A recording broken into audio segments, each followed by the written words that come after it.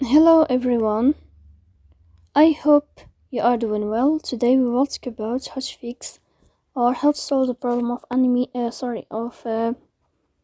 Headspace. We click on settings. In this page we click on apps, default apps, app settings. Then you will search about Headspace and we click here in this window. You will click on first stop and you will click OK. After that you will enter to storage. Then you will click on clear cache. In the end you will turn off your phone and you will wait a moment to restart your phone again, so please don't forget to support us.